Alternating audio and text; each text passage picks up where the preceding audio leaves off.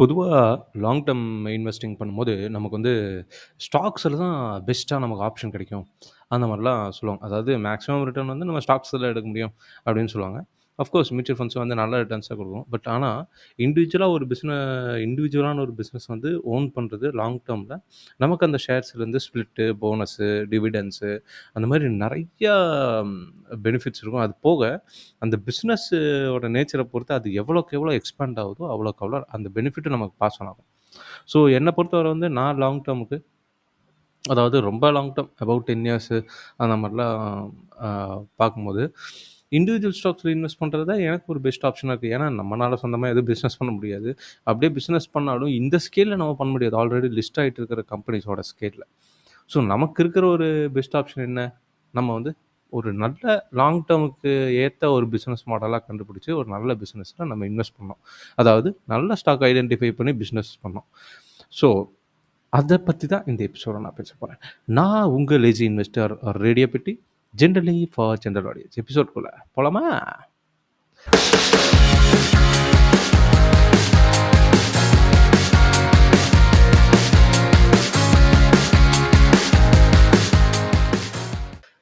So எங்க ஆரம்பிக்கலாம் அப்டின்னா, சி எ எல்லா எந்த ஒரு இன்வெஸ்ட்மென்ட்டுக்கும் ஒரு அப்ரோச் இருக்கணும். இப்போ மேபி ஒரு சில பேர் வந்து நான் சீப்பா வாங்கி பை லோ, செல் ஹை அதெல்லாம் சொல்லுவாங்க. பட் எந்த அளவுக்கு அவங்க அத ஃபாலோ பண்ண முடியும் அப்டின்னு தெரியாது. ஏன்னா, பை லோ, செல் ஹை வந்து ரேண்டமா ஏதாவது ஒரு ஸ்டாக்குக்கு அப்ளை பண்ணாங்கன்னு வச்சுக்கோங்க. பை லோ போடும்போது அந்த ஸ்டாக் இன்னும் லோ ஆயிடும். ஸோ அந்த ரிஸ்க்லாம் நெறையா இருக்கு. அந்த ஸ்ட்ராட்டஜி எங்க ஃபாலோ ஆகும்னா, நமக்கு அந்த கம்பெனியோட பிசினஸ் பத்தி தெரியும். மார்க்கெட்ல ஏதோ ஒரு ஃபியர் இருக்கு. அவங்க வித்துட்டாங்க மார்க்கெட்ட. அந்த டைம்ல நம்ம அந்த பை லோ, செல் ஹை ஆக்சுவலா செல் ஹை கூட பண்ண தேவையில்ல. பை லோ பண்ணிட்டோம்னா போதும். ஆட்டோமேட்டிக்கா வந்து நமக்கு வேல்யூ கெயின் ஆயிட்டு, விக்கணும்னா விக்கலாம், இல்லைன்னா ஹோல்ட் பண்ணலாம். ஸோ அதுக்கு அந்த பிசினஸ ஃபுல்லா தெரியணும். எல்லா பிசினஸும் ஒரே மாரியா கிடையாது. செக்டர் வேற வேற. ஆட்டோ செக்டர் வேற, ஃபார்மா செக்டர் வேற, எஃப்எம்சிஜி செக்டர் வேற. ஸோ ஒவ்வொரு செக்டரோட பிசினஸ் மாடல் வேற வேற மாரி இருக்கும். நம்ம லாங் டெர்முக்கு பார்க்கும்போது ஒரு சில விஷயங்கள்லாம் வந்து அ ஒரு பொதுவா எல்லா கம்பெனிக்கும் நம்ம அப்ளை பண்ணோம்னா, அ நல்ல ஒரு பிசினஸா நம்மளால கண்டுபிடிச்சு, நம்ம ஒரு சூப்பரான இன்வெஸ்டர் ஆவறதுக்கான சான்சஸ் ரொம்ப அதிகம். அ ஏன் இந்த மாரி பிசினஸ் மாடல், இந்த மாரி ஒரு ஃபில்ட்ரேஷன் வந்து மோஸ்ட்லி யாரும் பார்க்க மாட்றாங்க அப்டின்னா, ரீடிங் கம்மியா இருக்கும். இப்ப எனக்கு வந்து இது முன்னாடி இந்த அளவுக்கு இப்ப நான் சொல்லப்போற அப்ரோச் வந்து எனக்கு முன்னாடி சுத்தமா தெரியாது. இதெல்லாம் இருக்கா? இப்படிலாம் இருக்கே! நல்லா இருக்கே! அப்படின்ட்டு எனக்கு எப்படி அந்த ஐடியா கிடைச்சது அப்படின்னா, நான் ஒரு சில புக்ஸ் எல்லாம் நான் ரீட் பண்ணேன். ஃபார் எக்ஸாம்பிள் நம்ம பஃபட்டாலஜின்னு ஒரு புக். அப்புறம் என்ன மோஸ்ட் இம்பார்ட்டன்ட் திங்ஸு ஹார்வர்ட் மார்க்ஸோடது. அப்புறம் இன்டெலிஜென்ட் இன்வெஸ்டர். இந்த மாரி ஒரு சில புக்ஸ் ரீட் பண்ணும்போது தான், ஓகே இப்படி நம்ம ஒரு பிசினஸ் அனலைஸ் பண்ணி நம்ம இன்வெஸ்ட் பண்ணலாமே! சூப்பரா இருக்கே! அப்படின்னு அதுக்கப்புறம் தான் எனக்கு ஸ்டாக்ஸ்ல வந்து அதிகமான அமௌண்ட் வாங்குறதுக்கான கான்ஃபிடன்ஸே வந்துச்சு. ஸோ அத தான் உங்ககிட்ட ஷேர் பண்ணணும்னு நான் நினைக்கிறேன். இந்த வீடியோ ஃபுல்லா பாருங்க. உங்களுக்கு வேல்யூ கான்ட்ரிபியூட் ஆச்சு. ஏதாவது யூஸ்ஃபுல்லா இருந்துச்சு. 1, 2 பாயிண்ட் ஏதாவதுனா டேக் அவே இருந்துச்சு. உங்களுக்கு பெனிஃபிட்டா இருக்கும் அப்படின்னா, please do subscribe, like, share அதெல்லாம் பண்ணிட்டு போங்க. ஓகே. ஸோ ஒரு இனிஷியலா ஒரு பிசினஸ் ஐடென்டிஃபை பண்ணணும்னா, நமக்கு ஒரு இன்வெஸ்ட்மென்ட் அப்ரோச் இருக்கும். அந்த இன்வெஸ்ட்மென்ட் அப்ரோச் வந்து நான் ஒரு சில அப்ரோச் வச்சிருக்கேன். அத பத்தி தான் இப்ப பார்க்க போறோம் முதல்ல. முதல்ல நம்ம எந்த ஒரு இன்வெஸ்ட்மென்ட் பண்ணாலும் அதில பிரின்சிபல் இருக்கணும். அந்த பிரின்சிபல் என்னன்னா, என்ன பொறுத்தவரை சிக்னிஃபிகன்ட் ரிஸ்க்க வந்து அது எலிமினேட் பண்ணிடணும். அதாவது அந்த பிசினஸ் சும்மா வந்து இந்த பிசினஸ் நான் போனா போகும், இல்லன்னா இல்ல. ஈஸியா காம்படிட்டர் வந்தவங்க அடிச்சு நொறுக்கிடுவாங்க. அந்த மாரி பிசினஸ் அதில வந்து நம்ம இன்வெஸ்ட் பண்ணக்கூடாது. ஸோ நல்ல ஒரு பிசினஸ வந்து நம்ம பார்த்து இன்வெஸ்ட் பண்ணணும். அதுவும் அத அத நம்மள பொறுத்தவரை அந்த பிசினஸ் வந்து லைஃப் லாங் நம்ம கூட டிராவல் ஆகும். இப்ப நம்ம ஒரு வீடு வாங்குனோம்னா லைஃப் லாங் நம்ம கூட டிராவல் ஆகணும் அப்படின்னு நம்ம நெனைப்போம். நம்ம ஒரு நிலம் வாங்குனா லைஃப் லாங் நம்ம அது கூட இருக்கணும் அப்படின்னு நெனைப்போம். அதே மாரி தான் இந்த பிசினஸையும் நீங்க அப்ரோச் பண்ணணும். ஓகே. எப்படி எந்த ஒரு பிரின்சிபல் வச்சு அப்ரோச் பண்ணணும் அப்படின்னு சொல்லிட்டேன். நெக்ஸ்ட் வந்து அந்த பிசினஸ் எப்படி நம்ம வந்து இவாலுவேட் பண்றது? எப்படி வந்து சரி இப்ப நல்ல பிசினஸ், கெட்ட பிசினஸ்ன்னு நம்ம இன்வெஸ்ட் பண்ணலாம் அப்படிங்கிற டெசிஷன் எப்படி வர்றது அப்படின்னா, முதல்ல வந்து ஒரு ஒரு 3 மெட்ரிக் வச்சுக்கோங்க. 1 முதல்ல ரிஸ்க். நம்ம போடுற காசு நமக்கு திருப்பி வருமா? அதுதான் ரிஸ்க். இந்த வாலட்டிலிட்டி அதெல்லாம் ரிஸ்க் கிடையாது. போடுற காசு கேப்பிட்டல் நமக்கு திருப்பி வருமா? முதலுக்கே மோசமாயிருமா? அப்படின்னு தான் ஃபர்ஸ்ட் ரிஸ்க். Second quality. அந்த பிசினஸோட குவாலிட்டி எப்படி இருக்கு? நல்ல மார்க்கெட்டா? எப்படி என்ன பிசினஸ் மாடல்? அதெல்லாம் நமக்கு தெரியணும். லாஸ்ட் தான் வந்து நம்ம என்ன பிரைஸ்ல வாங்குறோம் அப்படி. இது ரொம்ப முக்கியமான கிரைட்டீரியா. இப்போ என்னதான் பிஸ்னஸ் வந்து சூப்பரா போனாலும், ஒரு இப்போ டாடா மோட்டார்ஸ் வந்து ரூ. 650 இருக்கு. மேபி அந்த டாடா மோட்டார்ஸ் வந்து சூப்பரா போயிட்டுருக்குன்னு வச்சுக்கோங்க. டாடா மோட்டார்ஸ் போய் நம்ம ரூ. 10,000 வாங்க முடியுமா ஒரு ஷேரு? முடியாது. ஸோ எந்த ஒரு பிஸ்னஸா இருந்தாலும் ஒரு பிரைஸ் இருக்கு. அந்த பிரைஸ்ல தான் அத வாங்கணும். ஓகே. ஸோ இந்த 3 ஒரு மெட்ரிக்ஸையும் நீங்க ஞாபகம் வச்சுக்கோங்க. Risk, quality, value. நெக்ஸ்ட் சரி அப்போ புது பிஸ்னஸ் அப்போ நம்ம இன்வெஸ்ட் பண்ணலாமா அப்படின்னு கேட்டால், நம்ம ரிஸ்க் ஃபேக்டர் பார்க்கணும் அப்படின்னா, இப்போ நம்ம ரிஸ்க் தானே ஃபஸ்ட்டு ஸ்டெப்பாக இருந்துச்சு. அதை பார்க்கணும் அப்படின்னா நான் எப்படி ஃபாலோ பண்ணுவேன்னா, 30 வருஷத்துக்கு பழமையான ஒரு பிஸ்னஸ் தான். அதாவது அந்த கம்பெனி ஆரம்பித்து 30 வருஷத்துக்கு மேலே ஆகுதுன்னா இருக்கணும். ஸோ ஏன் அப்படின்னா 30 வருஷத்துலேருந்து மோஸ்ட்லி நிறையா சைக்கிள்ஸ் அந்த பிஸ்னஸ் பார்த்துருக்கோம். பிஸ்னஸ் டவுன் டவுன் இருந்திருக்கும். இப்போ லாஸ்ட் 30 வருஷமே எடுங்க. கோவிட் இருந்துச்சு, 2008 ரிசெஷன் இருந்துச்சு, நடுவில் எலெக்ஷன்ஸ், அந்த மாதிரி நிறைய விஷயம் வரும். ஸோ அட்லீஸ்ட் ஒரு 30 வருஷம் பழமையான பிஸ்னஸை பாருங்கள். நெக்ஸ்ட்டு அதே இண்டஸ்ட்ரி, இப்போ ஒரு சோப்பு தயாரிக்கிற கம்பெனி நீங்கள் பார்க்குறீங்க, 30 வருஷம் பழமையான கம்பெனி. அதே மாதிரி சோப்பு தயாரிக்கிறதோ அதே மாதிரி ப்ராடக்ட் தயாரிக்கிறத வேற ஒரு கம்பெனி இருக்கா அப்படின்னு பார்க்கணும். பேசிக்காக அந்த பிஸ்னஸுக்கு காம்படிட்டரையும் நம்ம பார்க்கணும். ஏன்னா ஒருவேளை இந்த பிஸ்னஸோட காம்படிட்டர் நல்லா பண்ணுறாங்க, நல்லா ஸ்டேபிளான பிஸ்னஸ், நம்ம அந்த காம்படிட்டரே நம்ம வாங்கிக்கலாம் இல்லையா? நமக்கு அந்த ஆப்ஷன் இருக்குது. நெக்ஸ்ட்டு ரொம்ப வந்து ஒரு ஒலட்டைலான ட்ரெண்டிங்கான செக்டரில் போகிறத அவாய்ட் பண்ணிக்கிறது பெட்டர். ஏன் அப்படின்னா ட்ரெண்டுங்கிறது மாறிட்டே இருக்கும். இதில் ஒரு முக்கியமான எக்ஸாம்பிள் சொல்ல போனோம்னா ஃபேஷன். இந்த ஃபேஷன் இண்டஸ்ட்ரி இப்போ நீங்கள் ரீசெண்டாக பார்த்தீங்கன்னா ஜூடியோலாம் வந்து ட்ரெண்டோட தான், டாட்டாவோடது. ஸோ இப்போ ஜூடியோ வந்து ஃபாஸ்ட் சேஞ்சிங் ட்ரெண்டு. இப்போ ஜூடியோவில் வந்த ஸ்டைல்ஸ் எல்லாம் இப்போ மற்ற ஃபியூச்சர் குரூப், லேண்ட்மார்க் குரூப்னா நம்ம ஈஸி பை, மேக்ஸ் ஷோரூம் அவங்களாம் இருக்காங்க, அவங்களும் இம்ப்ரூவ்மெண்ட் பண்ண ஆரம்பிச்சிட்டாங்க. இப்போ ரிலையன்ஸ் வந்து ஷீன் ஒரு சைனீஸ் பிராண்ட், அவங்க கூட டை அப் பண்ணுறாங்க. அஃப்கோர்ஸ் அவங்களுக்கு ராயல்ட்டி பே பண்ணுவாங்க, பட் அவங்களோட அந்த டிசைனிங் இதை வந்து கொண்டு வராங்க. ஸோ இதெல்லாம் ரொம்ப ரிஸ்கியான பிஸ்னஸ் என்னை பொறுத்தவரை. நம்ம லாங் டேர்ம் பார்க்கணுன்னா இதெல்லாம் மாறிட்டே இருக்கும் ஃபேஷன் அப்படிங்கிறது. அப்படி ஒரு வேளை உங்களுக்கு ஃபேஷனை தான் இன்வெஸ்ட் பண்ணோம் அப்படின்ட்டு இருந்துச்சுன்னா, அந்த மாதிரி ட்ரெண்டிங்கான இண்டஸ்ட்ரியில் தான் நம்ம இன்வெஸ்ட் பண்ணோம், ஒலட்டைலான இண்டஸ்ட்ரியில் தான் இன்வெஸ்ட் பண்ணோம் அப்படின்னா, அதில் வச்சதே லீடராக இருக்கிறவனை பார்த்து இன்வெஸ்ட் பண்ணணும். இப்போ புதுசாக ஆரம்பித்து சூப்பராக போயிட்டு இருக்கிறவனை வந்து நம்ம விட்டுடலாம். ஏன்னா அவனை விட பெரிய ஜெயின்ஸ் எல்லாம் இருப்பாங்க. அவங்கனால வந்து ஈஸியாக கேபிட்டல் ஃப்ளோ எல்லாம் கொண்டு வர முடியும், காசு அரேஞ்ச் பண்ண முடியும், ஈஸியாக ப்ராடக்ட் லான்ச் பண்ண முடியும், டிஸ்ட்ரிபியூஷன் பண்ண முடியும். ஸோ அந்த மாதிரி வாலட்டைலான செக்டரில் எப்பவும் ஒரு நல்ல லீடராக இருப்பான் தெரியுமா, அந்த மாதிரி கம்பெனியை வந்து செலக்ட் பண்ணிக்கலாம். ஓகே, இங்கே ஒரு பிஸ்னஸ் நீங்கள் ஐடென்டிஃபை பண்ணிட்டீங்க. அந்த ட்ரெண்டு வந்து வேற எங்கேயா ஒர்க் ஆகுதான்னு பார்க்கணும். இப்போ ஜூடியோ ஏன் இங்கே ஒர்க் ஆகுதுன்னா, ஜாரான்னு ஒரு பிராண்ட் இருந்துச்சு, அதுவும் டாட்டா இதுக்கடியில் தான் இருந்துச்சு. ஸோ ஜாராங்கிற ஒரு ட்ரெண்ட் வந்து ஃபேமஸ் ஆகுது. அந்த ஹெச்என்எம் அவங்கெல்லாம் வந்து அவங்க ஸ்டைல் ஆஃப் கிளாத்திங்லாம் வந்து நல்லா ஃபேமஸ் ஆகிருக்கு. ஸோ ஆப்வியஸாக அதில் மார்க்கெட் இருக்குது அப்படின்னு புரிஞ்சுதான் இவங்க லான்ச் பண்ணுறாங்க. ஸோ அந்த மாதிரி பேட்டர்ன் ஐடென்டிஃபை பண்ணணும். எந்த கம்பெனி நீங்கள் வாங்குறதா இருந்தாலும், இப்போ ஒரு டிஜிட்டல் கம்பெனி வாங்குறதா இருந்தாலும், இந்த மாதிரி பிஸ்னஸ் மாடல் வேறு எங்கேயா ஒர்க் அவுட் ஆயிருக்கா அப்படிங்கிறது பார்க்குறது ஒரு நல்ல விஷயம். நெக்ஸ்ட்டு சரி, இப்போ நீங்கள் வந்து வாங்கிட்டீங்க, நல்ல கம்பெனி வாங்கிட்டீங்க, இதெல்லாம் ஐடென்டிஃபை பண்ணி வாங்கிட்டீங்கன்னு வச்சுக்கோங்க. இனிஷியலாக எப்போ அது விற்கலாம் அப்படின்னு கேட்டால், என்னை பொறுத்தவரை வந்து நம்ம ஒன்றுமே பண்ணாமல் அந்த பிஸ்னஸை வாங்கி அது கூட மட்டும் ட்ராவல் பண்ணால் போதும். நீங்கள் பெருசாக ஆக்டிவாக வாட்ச் பண்ணணும் அதெல்லாம் ஒன்றும் தேவையில்லை. உங்களுக்கு இருக்கிற காசு இருக்கா, பிஸ்னஸ் ஐடென்டிஃபை பண்ணிட்டீல, நீ ஷேரை மட்டும் வாங்கிக்க. நீ எப்போ விற்கணும்னு ஏன் யோசிக்கிறேன்? ஏன்னா அது நல்ல பிஸ்னஸும் தெரியும், லாங் டேர்முக்கு போகிறதும் உனக்கு ஒரு ஐடியா இருக்குது, இன்னும் பெட்டராக நீ அப்ரோச் பண்ணுற, இப்போது எல்லா ஃபேக்ட்ஸ் எல்லாம் தெரிஞ்சு அப்புறம் இதுக்கு விற்கணும்னு ட்ரை பண்ணணும். நம்ம அது கூட கண்டினியூஸாக நம்ம ட்ராவல் பண்ணணும். அதை வந்து நம்ம பிஸ்னஸாக கன்சிடர் பண்ணிடணும். நம்ம ப்ரைவேட்டாக ஒரு ஜூடியோன்னு ஒரு பிராண்ட் நம்மக்கிட்ட இருந்துச்சு, நம்ம என்ன இன்றைக்கி க்ரியேட் பண்ணிட்டு ஒரு 2-3 வருஷத்தில் நம்ம விற்போமா? இல்லை, நம்ம எப்படியா மார்க்கெட் லீடர் ஆகணும் தான் நினைப்போம். அதே அப்ரோச் தான் வந்து நம்ம ஸ்டாக்ஸில் இன்வெஸ்ட் பண்ணும்போது இருக்கணும். ஓகே, இப்போ எந்த மாதிரிலாம் செலக்ட் பண்ணணும் அப்படின்னு சொல்லிட்டேன். இப்போ எந்த மாதிரி பிஸ்னஸ் எல்லாம் அவாய்ட் பண்ணணும்? ஒன்று ரொம்ப ரொம்ப முக்கியம், அந்த பிஸ்னஸோட ப்ரொமோட்டர், ஓனர்.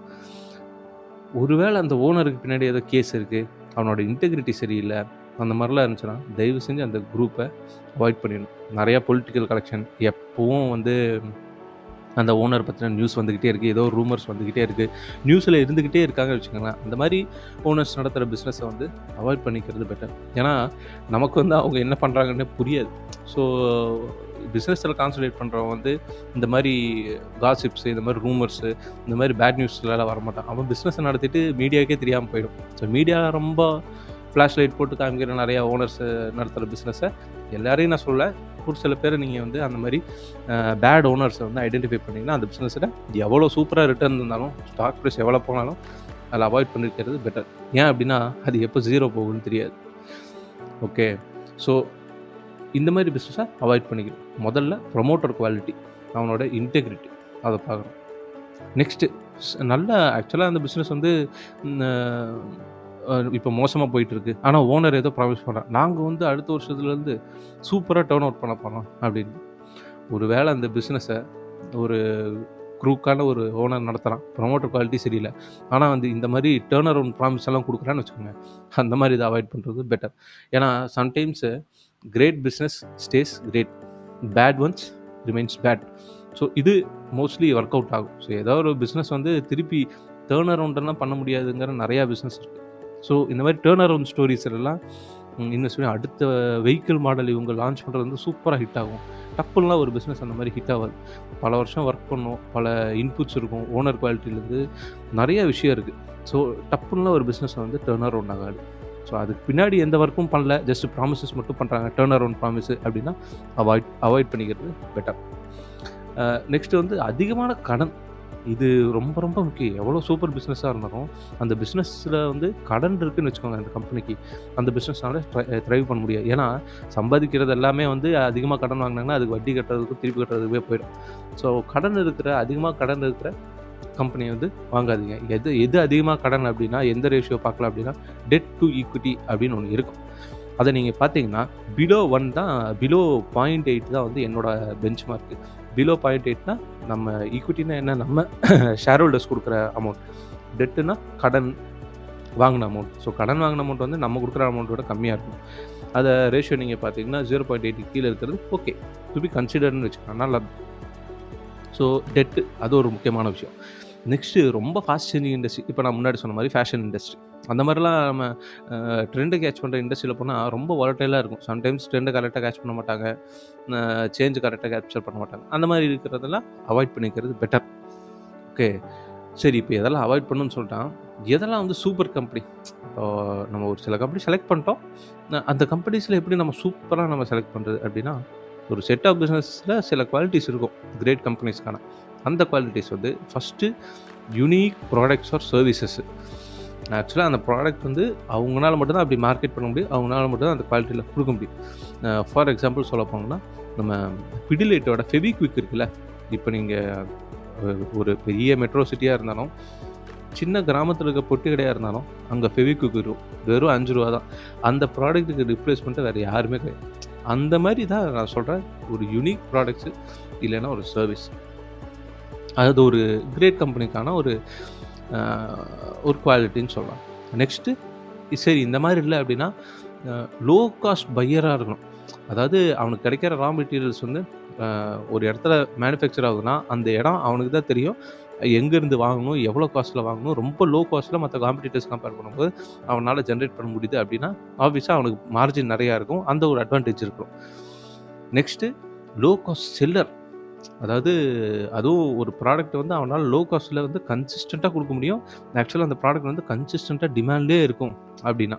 ஃபார் எக்ஸாம்பிள் நம்ம இப்போ நான் சொன்ன ஃபெவிக்விக்கே வச்சுக்கோங்களேன். அது எப்பயும் தேவைப்படும். ஃபெவிக்விக் வந்து ஏதோ ஒண்ணு வீட்ல போய் ஏதோ ஒண்ணு உடையும். ஆளுங்க வாங்கிட்டே தான் இருப்பாங்க. எதையாவது ஒண்ணு ஒட்டிக்கிட்டே தான் இருப்பான். ஸோ அந்த மாரி அதெல்லாம் லோ காஸ்ட் இல்லையா? வெறும் ஒரு ரூ. 5 தான். அதிலயே அவனால குடுக்க முடியும். ஆக்சுவலா அதில வந்து அவங்க குவான்டிட்டி மட்டும் அட்ஜஸ்ட் பண்ணிப்பாங்க. உள்ள டியூப்ல இருக்கிற குவான்டிட்டி. ஸோ அந்த மாரி இந்த 3 குவாலிட்டிஸ் எல்லாம் இருக்கிற கம்பெனி வந்து கிரேட் கம்பெனின்னு நம்ம சொல்லிக்கலாம். ஓகே. ஸோ இதுதான் என்னோட ஒரு சில பாயிண்ட்ஸ் கிரேட் கம்பெனிஸ ஐடென்டிஃபை பண்றதுக்கு. சரி, இப்போ கிரேட் கம்பெனிஸ்ன்ட்டு ஓகே. அந்த பிசினஸ் மாடல், ப்ராடக்ட்ஸ் எல்லாம் ஓகே. அதில வந்து எப்படி நம்ம வந்து பல கிரேட் கம்பெனிஸ் கிடைக்குதுன்னு வச்சுக்கோங்க. இதில எப்படி நம்ம ஷார்ட் லிஸ்ட் பண்ணலாம்? பல ஷேர்ஸ் இருக்கு. ஒரு ஆயிரக்கணக்கான ஷேர் இருக்கு. அதில ஒரு நெறைய கம்பெனிஸ் நமக்கு புடிச்சிருக்குன்னு வச்சுக்கோங்க. ஆப்வியஸ்லி எல்லாமே கிரேட் கம்பெனிஸா இருக்காது. ஆனா நெறைய கம்பெனிஸ நம்ம வந்து அட்ராக்டிவா இருக்கு அப்படின்னு நெனைக்கிறோம் அப்படின்னா, இனிஷியலா ஒரு சில ஃபில்டர்ஸ் யூஸ் பண்ணி, அந்த ஒரு சில 100 கம்பெனிஸ்ல நம்மனால ஃபில்டர் பண்ண முடியும். ஃபர்ஸ்ட்டு என்னன்னா, ஆர்ஓசி அதாவது ரிட்டர்ன் ஆன் கேபிட்டல் எம்ப்ளாய்ட். நம்ம கிட்ட வாங்குற காசும், பிளஸ் பேங்க்ல இருந்து கடன் வாங்குற காசு. இது 2த்தையும் வாங்கி அவங்க எவ்வளோ நெட் ப்ராஃபிட் சம்பாதிக்கிறாங்க அப்படிங்கிறது தான் மேட்டர். ஸோ அந்த ரேஷியோ வந்து ஒரு வெப்சைட்ஸ்லேயே உங்களுக்கு இருக்கும்.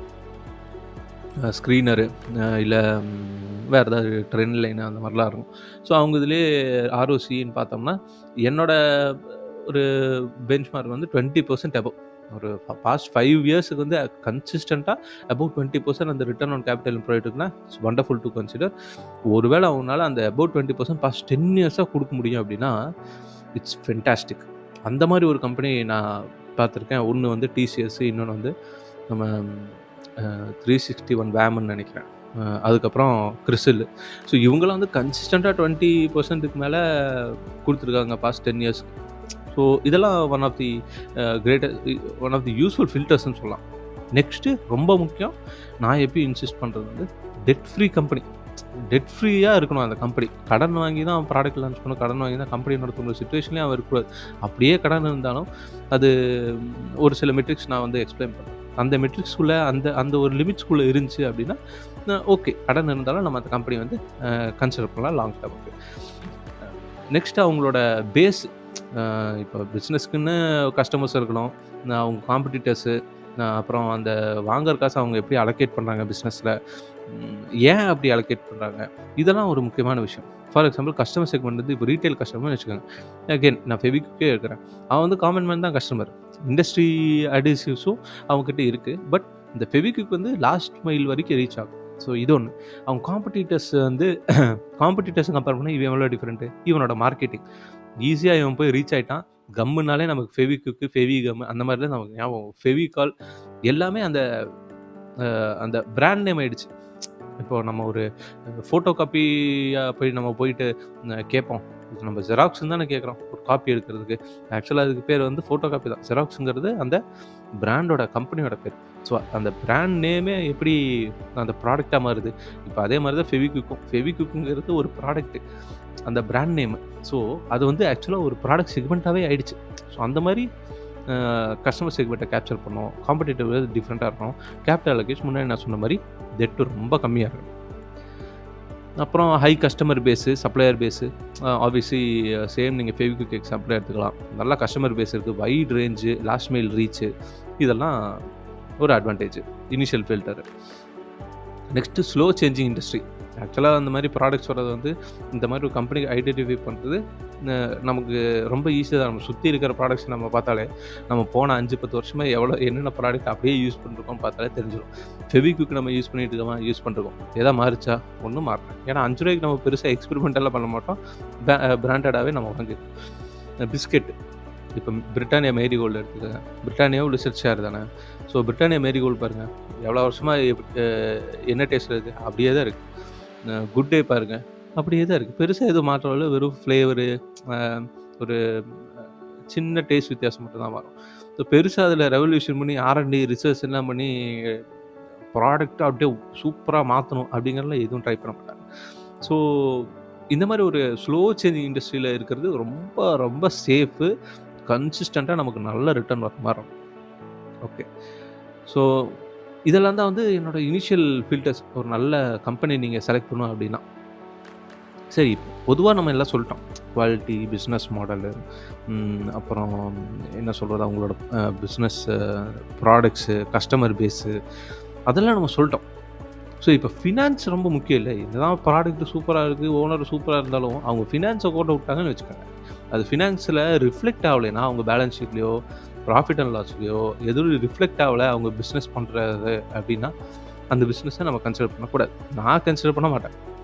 அதில முக்கியமான ஒரு ஃபினான்ஷியல் மெட்ரிக் வந்து அவங்களோட ப்ராஃபிட் அண்ட் லாஸ். ஸோ நான் ஒரு இந்த ப்ராஃபிட் அண்ட் லாஸ்க்குள்ள வந்து நான் ஒரு 5 ஃபில்டர்ஸ் வச்சிருக்கேன். ஸோ இந்த இந்த மெட்ரிக் வச்சு தான் நான் அத வந்து அ மெஷர் பண்ணுவேன். அது என்னென்ன அப்டின்னா, 1 கிராஸ் ப்ராஃபிட் மார்ஜின். கிராஸ் ப்ராஃபிட்னா வந்து கம்பெனிக்கு வர டோட்டல் வருமானம் minus cost of goods sold. அதாவது அந்த வருமானத்த சம்பாதிக்கிறதுக்கு, அந்த ப்ராடக்ட் டெவலப் பண்றதுக்கு எவ்வளோ செலவு பண்ணியிருக்காங்க அப்டிங்கிறது தான். ஸோ இதுக்கு நான் வந்து 3 3 கேட்டகரிஸ் வச்சிருக்கேன். ஒண்ணு வந்து பேட், இன்னொன்னு குட், இன்னொன்னு கிரேட். பேட் அப்டின்னா 20% அப்டின்னா அவங்களுக்கு கிராஸ் ப்ராஃபிட் மார்ஜின் இருக்கு. அதாவது எக்ஸ்பென்சஸ் போக அந்த கூட்ஸ் தயாரிக்கிறது போக, அ கூட்ஸ் தயாரிக்கிறதுக்கான காஸ்ட் போக அவங்களுக்கு கிடைக்கிறது வந்து ப்ராஃபிட் வந்து 20% தான் இருக்கு டோட்டல் ரெவென்யூல அப்டின்னா, என்ன பொறுத்தவரை அது பேட்.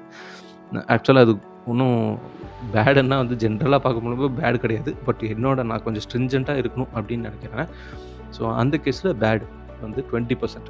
30% குட். 40% it's wonderful. 40% எல்லாம் வருமா ஒரு பிசினஸ்ல அப்படின்னு நீங்க யோசிக்கலாம். இருக்கு. அந்த மாரி ஸ்டாக்ஸும் இருக்கு. ஸோ நம்ம ஐடென்டிஃபை பண்றத பொறுத்து தான் இருக்கு. அது நம்ம ரிசர்ச் பண்றது தான் இருக்கு. நெக்ஸ்ட் வந்து ஆப்பரேட்டிங் எக்ஸ்பென்ஸ். இப்போ ப்ராஃபிட் கிடைச்சிருச்சு. அதாவது காஸ்ட் ஆஃப் கூட்ஸ் சோல்ட மைனஸ் பண்ணிட்டோம் டோட்டல் வருமானத்தில அப்படின்னா, ஒரு கிராஸ் ப்ராஃபிட் ஒண்ணு கிடைச்சுது. அதுக்கப்புறம் நம்ம சேலரி, அட்மினிஸ்ட்ரேஷன் எக்ஸ்பென்ஸ் அந்த மாரிலாம் இருக்கு. அதெல்லாம் நம்ம அ எப்படி வந்து அந்த ஆப்பரேட்டிங் ப்ராஃபிட் வந்து குடுக்குறோம் அப்படிங்கிறது இன்னொரு முக்கியமான விஷயம். அதில ஒரு வேள ஆப்பரேட்டிங் ப்ராஃபிட் வர்றதெல்லாம் லாபத்த வந்து அவங்க ஃபுல்லா சேலரிக்கும், இன்ட்ரெஸ்ட்டுக்கு அதுக்கே குடுத்துட்டாங்கன்னு வச்சுக்கோங்க. அது ரொம்ப ரொம்ப மோசம். ஒருவேளை 60% தான் அதுலேருந்து செலவு பண்றாங்க சேலரிக்கு, மார்க்கெட்டிங்க்கு அதுக்கெல்லாம் அப்படின்னா, ஓகே, குட். ஒருவேளை 30% அவங்களுக்கு தேவைப்படுது. அந்த ப்ராஃபிட்லேருந்து, சேலரிலேருந்து, அட்மினிஸ்ட்ரேஷன் எக்ஸ்பென்ஸ், மார்க்கெட்டிங் எல்லாத்துக்கும் அப்படின்னா, இட்ஸ் வண்டர்ஃபுல். ஸோ 30% தான் நம்மளோட டார்கெட். வர்ற கிராஸ் ப்ராஃபிட்லேருந்து 30% அவங்க ஆப்பரேட்டிங் எக்ஸ்பென்ஸுக்கு செலவு பண்ணணும். இந்த மாரி கம்பெனி இருக்கா? கண்டிப்பா இருக்கறதுக்கான வாய்ப்பு இருக்கு. நம்ம தான் தேடணும். நெக்ஸ்ட்டு டெப்ரிசியேஷன் வந்து ரொம்ப இம்பார்ட்டன்ட்டான மெட்ரிக். ஏன்னா, இது வந்து நான் கேஷ் அப்படிம்பாங்க. அதாவது உடனே வருஷம் வருஷம் வந்து இப்போ ஒரு கார் வாங்குறோம். அந்த காரோட வேல்யூ குறைஞ்சிட்டே தானே வருது. ஒரு 5 வருஷத்துக்கு. 5 வருஷத்துக்கு குறையுது அப்படின்னா, வருஷம் வருஷம் அந்த தேய்மானத்துக்கு நம்ம என்ன எக்ஸ்ட்ரா காசு யாராவது குடுக்கணுமா? இல்லைல்ல. ஆனா, அந்த தேய்மானம் ஆச்சு அப்படின்னா 5 வருஷம், 8 வருஷத்துக்கு அப்புறம் கார புதுசா வாங்குவோம். ஸோ எண்ட் ஆஃப் 8 இயர்ஸ் வந்து பெரிய கேஷா நமக்கு செலவாகும். இதர் கேஷா செலவு பண்ணுவோம், இல்ல கடனா வாங்குவோம். சேம் தான் பிசினஸ்லயும். பெருசா பிளான்ட், மெஷினரி, இந்த மெஷின், அந்த மெஷின்லாம் அட்வான்ஸா வச்சிருக்காங்க அப்படின்னா, அதுக்குண்டான ஒரு தேய்மானம் இருக்கும். அந்த தேய்மானம் பீரியட் அந்த லைஃப் டைம் முடிஞ்சிருச்சு அந்த அசெட்டுக்கு, மெஷினுக்கு அப்படின்னா, அது ஃபுல்லா ரீப்ளேஸ் பண்ணணும். அது ஒரு கேஷ் செலவு தானே! அப்படின்னா, அந்த மாரி ஹெவி எக்யூப்மென்ட்ஸ்ல வந்து பெருசா இன்வெஸ்ட் பண்ணாத, பெருசா சேஞ்சஸ் அ தேவைப்படுற கம்பெனில இன்வெஸ்ட் பண்ணாம இருக்கிறது, அது கிரேட் பிசினஸ் கிடையாது. ஸோ அப்படி சொல்ல போனோம்னா 10% தான் என்னோட டார்கெட். ஒரு வேள 5% கீழ இருந்துச்சுன்னா super. 10% it's wonderful. Next interest expense. So இதெல்லாம் அந்த ஆப்பரேட்டிங் ப்ராஃபிட்ல இருந்து அந்த சேலரி, மத்த எக்ஸ்பென்சஸ் எல்லாம் குடுத்ததுக்கப்புறம் நமக்கு ஒரு அமௌண்ட் கிடைக்கும்ல. அதுக்கப்புறம் அந்த அமௌண்ட்ல எவ்வளோ வந்து இன்ட்ரெஸ்ட்டுக்கு செலவு பண்றாங்க. இப்ப நம்ம சேலரி வருது. சேலரில வந்து ஃபர்ஸ்ட்டு ரென்ட் குடுக்குறோம். அப்புறம் மளிகை சாமானம், ரீசார்ஜ் இதெல்லாம் போக பேலன்ஸ் இப்ப சேலரி ஒரு 40,000 இந்த செலவெல்லாம் போக நம்மகிட்ட ஒரு 20,000 இருக்குன்னு வச்சுக்கோங்க. அந்த 20,000த்துல ரூ. 10,000 நம்ம வந்து இன்ட்ரெஸ்ட் லோன் இஎம்ஐ கட்டுறோம்னா, பாக்கி இருக்கிற 10,000த்த வச்சு என்ன பண்ண முடியும்? ரொம்ப சேவிங்ஸ் எல்லாம் பண்ண முடியாது. அப்படியே செக் டூ செக் தான் வாழ்ந்துட்டு இருக்கணும். ஸோ கடன் வந்து அதனால தான் நான் டெட் ஃப்ரீ கம்பெனிய வந்து நான் சூஸ் பண்ணேன். ஏன்னா, உங்களுக்கு இன்ட்ரெஸ்ட் எக்ஸ்பென்ஸ் இருக்காது. இப்போ உங்களுக்கு வந்து எந்த இஎம்ஐயும் இல்ல. வர்ற சம்பளம் உங்களுக்கு தான் அப்படின்னா எப்படி ஃபீல் இருக்கும்? எவ்வளோ வயசா நம்ம யூஸ் பண்ணலாம் அந்த அமௌண்ட்ட இன்வெஸ்ட் பண்ணலாம், பணத்த டபுள் பண்ணலாம். நெறைய ஆப்பர்ச்சுனிட்டி வரும். இந்த சேம் தான் நம்ம பிசினஸ்ல அப்ளை பண்ணோம். இன்ட்ரெஸ்ட் எக்ஸ்பென்ஸ் வந்து பிலோ 10% தான் இருக்கும். என்ன பொறுத்தவரை 5% இன்னும் ஸ்ட்ரிஞ்சன்ட்டா இருந்தா 5% தான் இன்ட்ரெஸ்ட்டுக்கு அவங்க செலவு பண்ணுவாங்க ப்ராஃபிட்லேருந்து. அதுக்கப்புறம் வந்து ப்ராஃபிட் வந்து சம்பாதிச்சா மட்டும் பத்தாது. இந்த ப்ராஃபிட்ட கன்சிஸ்டன்ட்டா இன்க்ரீஸ் பண்ணிக்கிட்டே இருக்கணும். அந்த மாரி பிசினஸ் இது. ஸோ அந்த ஒரு ட்ரெண்ட் இருக்கணும். ஒரு லாஸ்ட் 10 இயர்ஸ் நீங்க பார்த்தீங்க அப்படின்னா, நெட் ப்ராஃபிட் அந்த கம்பெனியோட ப்ராஃபிட் அண்ட் லாஸ் அக்கவுண்ட்ல வந்து இன்க்ரீஸ் ஆயிட்டே தான் இருக்கணும். ஒரு அப்வர்ட் ட்ரெண்ட் இருக்கும். ஸோ அதில வந்து ஒரு வேள 10% வருஷம் வருஷம் இன்க்ரீஸ் ஆகுதுன்னா, it is good. It is wonderful. But ரொம்ப ஸ்ட்ரிஞ்சன்ட்டா இருக்குன்னா, நான் பேட்ல போடுவேன். குட் வந்து 20% வருஷம் வருஷம் இன்க்ரீஸ் ஆகுது. கிரேட் வந்து 30% ஒரு கம்பெனினால வருஷம் வருஷம் அவங்களோட நெட் ப்ராஃபிட் இன்க்ரீஸ் பண்ண முடியுது அப்படின்னா, இட்ஸ் வண்டர்ஃபுல். ஆனா இந்த மாரி பிசினஸ் கிடைக்கிறது ரொம்ப ரொம்ப கஷ்டம். உட்காந்து தேடி மண்டைய கிண்டையெல்லாம் உடைச்சு நெறைய டைம் ஸ்பெண்ட் பண்ணணும். பட் ஆனா கிடைக்கிறதுக்கான வாய்ப்பு இருக்கு. நெக்ஸ்ட்டு இப்போ ப்ராஃபிட் அண்ட் லாஸ் நம்ம பார்த்தோமா, நெக்ஸ்ட் வந்து பேலன்ஸ் ஷீட். பேலன்ஸ் ஷீட்டு அப்படின்னா என்ன? அதோட ஒரு கம்பெனியோட எவ்வளோ சொத்து இருக்கு? எவ்வளோ கடன் இருக்கு? அதுதான் மேட்டர். ஸோ ஸோ இத தான் வந்து நான் பேசிக்கா கடனுக்கு நான் யூஸ் பண்ணுவேன். டெட் டூ ஈக்விட்டின்னு நான் முன்னாடி சொன்ன மாரி. ஸோ அது வந்து என்ன பொறுத்தவர 0.8க்கு கீழ தான் இருக்கணும். ஓகே. அ நெக்ஸ்ட்டு நம்ம ரிட்டர்ன் ஆன் எக்விட்டின்னு நீங்க நெறைய பேர் சொல்லி கேள்விப்பட்டிருப்பீங்க. அதாவது ஷேர் ஹோல்டர்ஸ் போடுற காசுக்கு எவ்வளோ நெட் ப்ராஃபிட் அவங்க சம்பாதிக்கிறாங்க அப்படிங்கிறது தான். ஆக்சுவலா வந்து அதில ஒரு ட்ரிக் இருக்கு. பட் சம்டைம்ஸ் வந்து நெறைய கம்பெனிஸ்க்கு ரிட்டர்ன் ஆன் ஈக்விட்டி வந்து ரொம்ப ஹையா இருக்கும். 20, 25% இருக்கும். ஆனா, அதில ஒரு ட்ரிக் அவங்க பண்ணுவாங்க. இன் டெப்த்தா நான் இது சொல்லணும். பட் இப்போ ஒவ்வொரு விதா குடுக்கணும்னா அது தேவையில்ல. ஸோ இதெல்லாம் ஃபினான்ஷியலா நம்ம பார்க்கும்போது இந்த மெட்ரிக்ஸ் எல்லாம் நான் யூஸ் பண்ணி தான் ஒரு கிரேட் பிஸ்னஸை ஐடென்டிஃபை பண்ணுறது. இது போக மற்ற ப்ரிஃபரன்ஸ் எல்லாம் இருக்குல்ல, அந்த ப்ரிஃபரன்ஸ் எல்லாம் என்னென்னா, இந்த ஜென்ரல் எக்ஸ்பென்ஸ் ஒன்று இருக்கும், செல்லிங்கு, ஜென்ரல் அட்மினிஸ்ட்ரேஷன் எக்ஸ்பென்ஸ், அதெல்லாம் வந்து வெரி லெஸ்ஸாக இருக்கணும். ஒரு 5% அந்த மாதிரிலாம் இருக்கணும். 5%, 10% அந்த மாதிரி தான் இருக்கணும். நெக்ஸ்ட்டு ஆர்என்டி வந்து 3%, 5% கீழே தான் இருக்கணும் டோட்டல் கிராஸ் ப்ராஃபிட்டில் அந்த கம்பெனிக்கு. ஆக்சுவலாக அந்த இப்போ நான் சொன்ன மாதிரி ஸ்லோ சேஞ்சிங் இண்டஸ்ட்ரியில் இப்போ அந்த ஃபெவிக்விக்கும் பார்த்தா பெருசாக ஆர்என்டிலலாம் இன்வெஸ்ட் பண்ண மாட்டாங்க. ஏன்னா அடிசைடில் வந்து ஃபெவிக்விக் வந்து ஃபிக்ஸ்டு, பல வருஷமாக அந்த ப்ராடக்ட் அப்படியே தான் இருக்கும், எதுவும் பெருசாக மாற்ற மாட்டாங்க. அது போக புது ப்ராடக்ட் டெவலப் பண்ணுறதுக்கு தான் ஆர்என்டி எக்ஸ்பென்ஸ் பண்ணுவாங்க, அது ரொம்ப கம்மியாக தான் இருக்கும். ஸோ லெஸ் ஆர்என்டி எக்ஸ்பென்ஸ் அது ஒரு ப்ரிஃபரன்ஸு. அதுக்கப்புறம் நெட் ப்ராஃபிட் வந்து கண்டினியூஸாக அப்பர் ட்ரெண்டில் இருக்கணும். வேர்ஸ்ட் சினாரியோலேயே வந்து நல்லா நெட் ப்ராஃபிட் ஜென்ரேட் பண்ணியிருக்கணும். இந்த மாதிரிலாம் பிஸ்னஸ் இருக்குது, நம்மளால் ஐடென்டிஃபை பண்ண முடியுமா முடியாதுங்கிறது தான் மேட்டர். அப்புறம் லெஸ் ரிசீவபிள்ஸ், அதாவது இப்போது கம்பெனி ஒரு ஒரு பெட்டி கடையே எடுத்துக்கோங்க. அதில் வந்து பல ப்ராடக்ட் செல் பண்ணுறாங்க. இப்போ அந்த பெட்டி கடையிலேருந்து வாங்குறவன் எல்லாருமே நோட் புக்கில் கணக்கு எழுதிட்டே போனான்னா அந்த கடைக்காரனுக்கு வந்து கடன் நடத்துறதுக்கான காசு இருக்குது. ஸோ அந்த மாதிரி இருக்கிற பிஸ்னஸை அவாய்ட் பண்ணுறது பெட்டர். ஏதோ ப்ராடக்ட் விற்கிறாங்க, அதுக்கு வந்து இந்த நெட் ரிசீவபிள்ஸ் வந்து நம்ம பேலன்ஸ் ஷீட்டில் இருக்கும், அசட்ஸ் தான். ஸோ அதில் நீங்கள் பார்த்தீங்கன்னா அந்த ரிசீவபிள்ஸ் வந்து பிலோ 5% இருக்கிறது என்னை பொறுத்தவரை பெஸ்ட்டு டோட்டல் ரெவென்யூவில். அதுக்கப்புறம் பிளான்ட் அண்ட் மெஷினரி வந்து கம்மியாக இருக்கணும். பிகாஸ் அதிகமாக பிளான்ட் அண்ட் மெஷினரி இருந்தால் என்ன ஆகும், தேய்மானம் அதிகமாக இருக்கும். தேய்மானம் அதிகமாக இருந்தால் எக்ஸ்பென்ஸ் அதிகமாகும். 5-10 வருஷத்துக்கு அப்புறம் அந்த மெஷின் எல்லாம் புதுசாக வாங்குற மாதிரி இருக்கும், தேவையில்லாமல் காசு செலவு பண்ணுற மாதிரி இருக்கும், கேஷ் இல்லை அப்படின்னா கடன் வாங்குற மாதிரி இருக்கும். ஸோ இதெல்லாம் இன்டர்லிங்க்டு தான். இது நீங்கள் பிஸ்னஸ் புரிஞ்சதுன்னா உனக்கு புரிஞ்சுக்கும். அதுக்கப்புறம் நல்ல சப்சிடரிஸ் இருக்கிற கம்பெனிஸ், இப்போ ஃபார் எக்ஸாம்பிள் டாடா மோட்டர்ஸ் எடுத்துட்டோம்னா, டாடா மோட்டர்ஸோட சப்சிடரி தான் வந்து டாடா டெக்னாலஜி, பிராபோ ரோபோட்டிக்ஸு, அந்த மாதிரி ஒரு சில நல்ல இன்வெஸ்ட்மெண்ட்ஸ் அவங்களுக்கு இருக்கும் சப்சிடரிஸ். அந்த சப்சிடரியே வந்து தனியாக ஒரு பிஸ்னஸ் ஆகிடும். இப்போ டாடா டெக்னாலஜியெல்லாம் வந்து தனியாக லிஸ்ட் ஆகிடுச்சு, அது ஒரு தனி எம்பையர் ஆயிரும்னு வச்சுக்கோங்க ஃப்யூச்சரில். அப்புறம் டாடா எலக்ட்ரானிக்ஸ் இருக்குது. ஸோ இதெல்லாம் வந்து வண்டர்ஃபுல்லான ஒரு இன்வெஸ்ட்மெண்ட் சப்சிடரி. இந்த மாதிரி ஒரு சப்சிடரி இருந்துச்சுன்னா அந்த கம்பெனி கீழே இட் இஸ் வண்டர்ஃபுல். ஸோ இதுதான் என்னை பொறுத்த வரைக்கும் பேசிக்காக சொல்லப்போனால் அந்த ப்ரிஃபரன்ஸ், மற்ற ப்ரிஃபரன்ஸு, அந்த ஒரு நல்ல பிஸ்னஸ், கிரேட் பிஸ்னஸை நீங்கள் செலக்ட் பண்ணுறது. டெட்டை நம்ம பார்க்கணும் அப்படின்னா, டெட்டே இல்லாமல் இருந்துச்சுன்னா பெட்டர். கடனே இல்லை அப்படின்னா சூப்பர். இப்போ ஒரு எல்லாமே சூப்பராக இருக்குது, அந்த கம்பெனிக்கு கடனே இல்லை அப்படின்னாலும் வண்டர்ஃபுல். லாங் டேர்முக்கு நம்ம நம்பி அந்த கம்பெனியில் வந்து இன்வெஸ்ட் பண்ணலாம். அந்த பிஸ்னஸ் கூடயே நம்ம லைஃப் லாங் ட்ராவல் பண்ணக்கூடிய சான்சஸ் அதிகம். ஒருவேளை கடன் இருக்குது அப்படின்னா நீங்கள் அந்த கம்பெனியோட 3 வருஷம் நெட் ப்ராஃபிட்டை பாருங்கள். 3 வருஷம் நெட் ப்ராஃபிட் சேர்த்து இப்போ ஒரு அந்த கம்பெனிக்கு வந்து கடன் இருக்குது, அந்த கம்பெனி டிசைட் பண்ணால் ஒரு 3 வருஷம் அவங்களோட லாபத்தை எடுத்து அந்த கடனை ஃபுல்லாக அடைக்க முடியும் அப்படின்னு இருந்துச்சுன்னா சூப்பர். அந்த மாதிரி கம்பெனிலையும் இன்வெஸ்ட் பண்ணலாம். That is also great business. So இதுதான் பேசிக்காக சொல்ல போனோம்னா கடனை பொறுத்தவரை நான் வச்சுருக்கிற ஃபில்டர்ஸ்.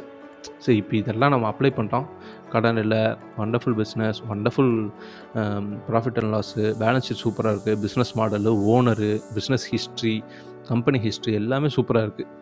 இது எப்போ வாங்கலாம்? சரி, எவ்வளோ கிரேட் பிஸ்னஸாக இருந்தாலும் அது வாங்குறதுக்குன்னு ஒரு ப்ரைஸ் இருக்குது. என்னை பொறுத்தவரை பிலோ 20P சொல்லுவாங்க ஜென்ரலாக. அதாவது ப்ரைஸ் டு ஏர்னிங்ஸ். அந்த கம்பெனி ஒரு ஷேருக்கு வந்து 10 ரூபா ஜென்ரேட் பண்ணுறாங்கன்னா இன்ட்டு 20 டைம்ஸ் போடலாம்.